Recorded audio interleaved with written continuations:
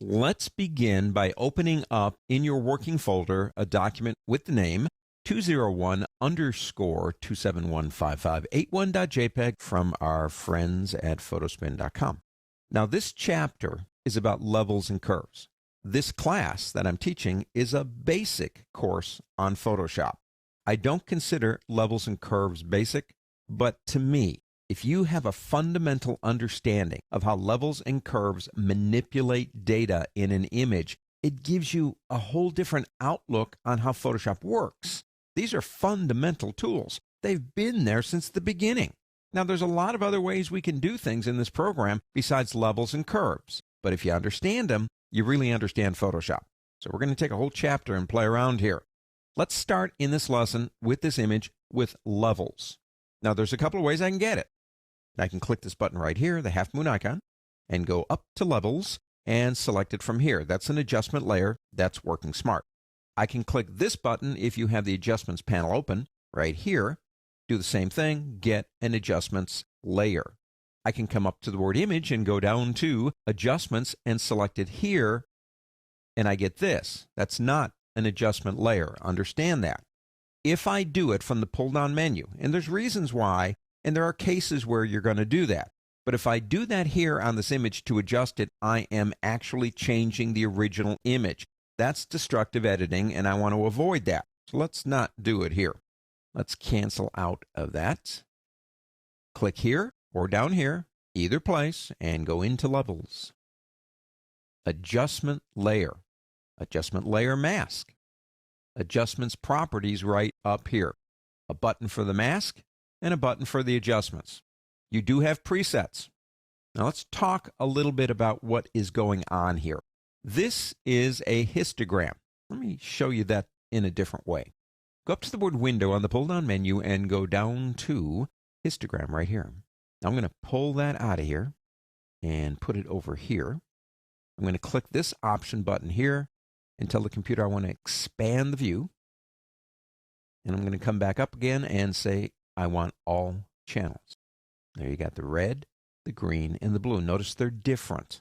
And you can see how they overlap and mix up here. Each channel is different. Different amounts of red, green, and blue make up the image. Let's come back over here and go back into our properties for levels. This histogram matches the one up here. This one's just in color. But what are we really looking at? You have three buttons, sliders if you will, down here. 1, 2, 3. This one controls black. It's also called a shadow slider. This one's midtones, gamma. And this one is highlights or whites. Everything in between is like a big Microsoft Excel bar chart. Think of it this way. Every pixel in this image has a number assigned to it for its brightness and percentage of color. And that number is a number from 0 to 255 on an 8-bit image. When you look at the pixels, every pixel has that number assigned to it. So let's say this pixel right here is a 128. Now that's in the middle between 0 and 255, so that would put it like a mid-tone. Well, the computer adds up how many 128s there are in the entire image, and there could be thousands, if not millions, and gives me a bar. What we see is like a white mountain, in a sense. What we're looking at is 256 individual bars. You can see we got a lot of black. See how it goes up here? And then we have a lot in the midtones, and then it starts falling off as it gets toward the lighter colors. That is the fingerprint of this image. When I move these sliders, I redistribute the dynamic range of the image. For example, this is black. If I pull it in, watch the image. Well, it's going to start getting darker, but understand what I just did, besides remap my histogram. I'm telling the computer that you're starting way over here and you got all the pixels selected, and that's at 0. I'm saying to the computer, every pixel that had a brightness level from 0 to 55, throw them away. Make that black. Let's go ahead and take that back this way. If I go to this one, I'm clipping my whites.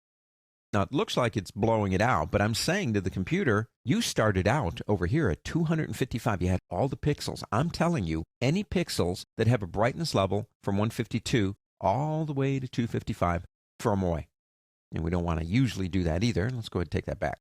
If I come to this one, That's the gamma. It's kind of like a bell curve, and you're moving where the height of the bell is, and it's giving you an overall, without clipping information, a lighter or darker image all around.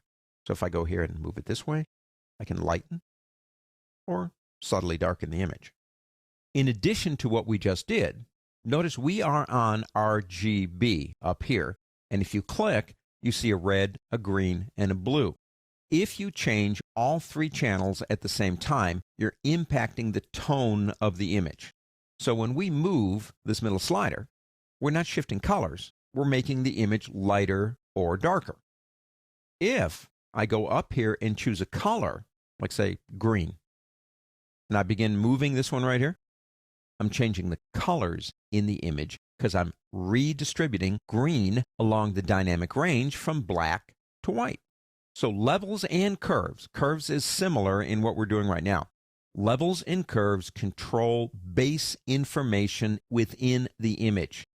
They shift the histogram, which is actually the image. It's the fingerprint of the image.